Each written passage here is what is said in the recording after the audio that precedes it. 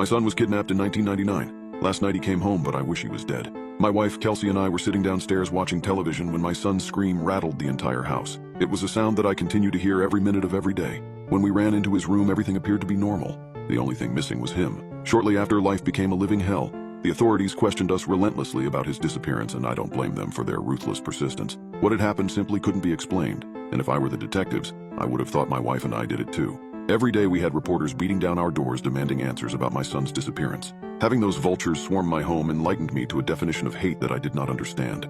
A hate so pure that murder was constantly on my mind. The agony of the situation slowly tore my marriage apart. Kelsey left her job and never went back. We ended up separating. I would be a liar if I didn't say I became acquainted with the taste of gunmetal on a few occasions. Every day felt like my heart was being trampled, squeezed in a vice and robbing me of my oxygen. Life was misery.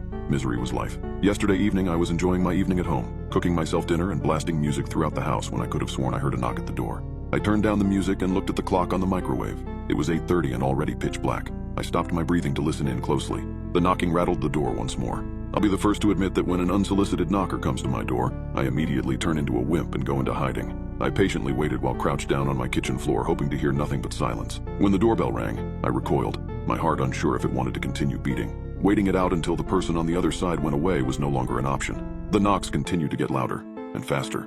I thought the door was about to blow off its hinges. I grabbed my chef's knife, stuck it between my belt, and swallowed my anxiety. I ran toward the door with such ferocity, ready to attack whatever was on the other side. I put my hand on the doorknob and felt the energy from the other side transfer into my bloodstream and pulsate behind my eyes. When I opened the door, I felt the heat from my body get sucked out through my feet and into the ground. My skin was instantly chilled by the cool streams of sweat pouring from every pore, dampening my clothes. I couldn't breathe. I couldn't see. I couldn't feel. On the other side of the door was my son. He hadn't aged a day. I am unsure if there is a word for simultaneously feeling confused, terrified, nauseous, dizzy, weak, sad, and surprised all at the same time. My vision began to blur, only having his pupils in my focus. Everything around his eyes was total darkness. My knees trembled and my balance began to shift. The last thing I remembered after opening the door was Levi reaching for me as I fell backwards and the buzzing between my ears as my head struck the floor. When I woke up, I was already sitting up. The room felt like it was floating on water as I tried to get to my feet with great difficulty, using my sea legs to regain balance. The terrible pain in my head convinced me my brain was trying to break free from my skull. The smell of burning food crawled through my nose. As the room began to level out, I called for my son's name. Silence. It all felt so real. But then again, so does insanity. There was just no way, no explanation. It had been nearly 25 years since I last saw him, and there he was, at my door with the fairest of skin, baby fat still filling out his cheeks, beautifully blue and large eyes that his face had yet to grow into. It was my baby boy. I went from room to room searching for him. Each time I called Levi's name, and for each room I found empty, insanity became a much more plausible answer. I walked upstairs, careful not to fall back down the way I came, and headed down the hall. His bedroom door was open. I stood outside his room staring into the darkness, too afraid to walk inside. I was terrified at the thought of walking into another empty room, accepting that my mind was slipping, but equally terrified of finding him sleeping soundly in his bed. Until that point, I had not gone inside Levi's room for 20 years. As I opened the door with my breath held tight, the light from the hallway cast itself onto the back of his head, lying peacefully in bed. The sound of Levi's breathing tugged on emotions I didn't know I had.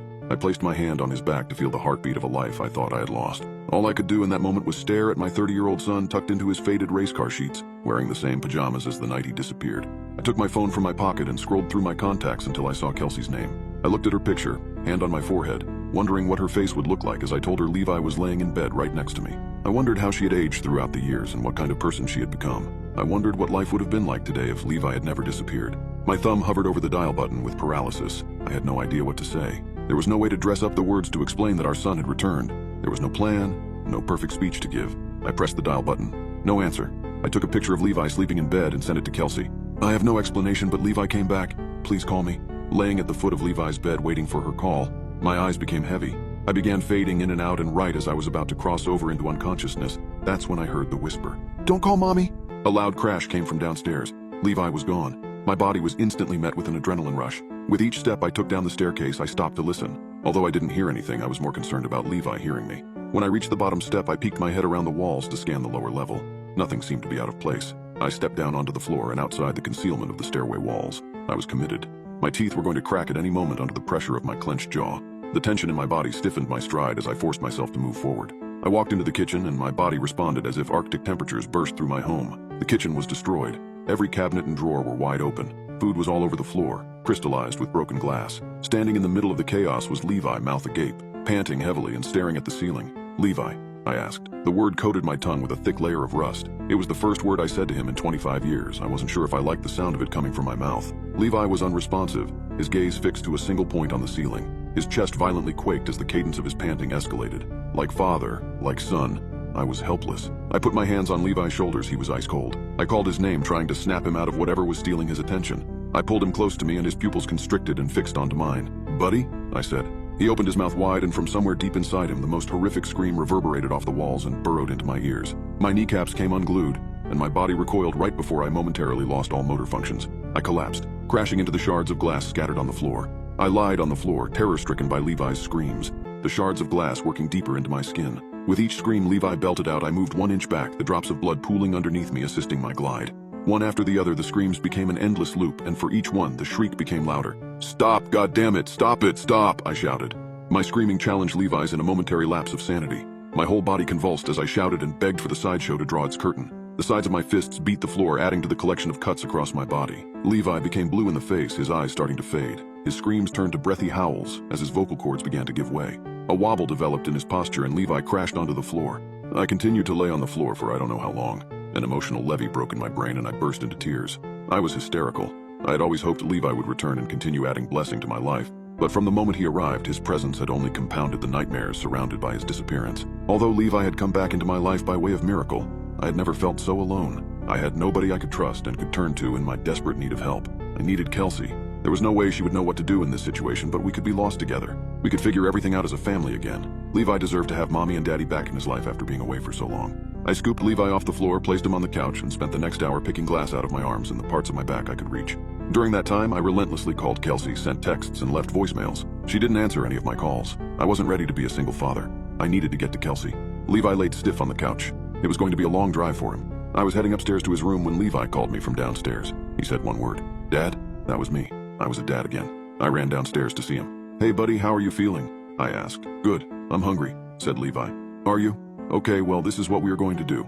We are going to go on a little trip and we will pick up some food along the way. How does that sound? We're going to go to see Mommy. She's going to be so excited to see you." "I don't think we should do that," he said in a strict tone. I didn't entirely disagree with him, but I knew we had to see her. Levi and I went back and forth, his attitude souring at the thought of seeing Kelsey. No matter what I said, he continued to debate and reason with me. When I scooped him up to put him in the car, he threw a fit, kicking and screaming. He begged me not to go. As we hit the road, the pleading didn't stop. It was just like Levi.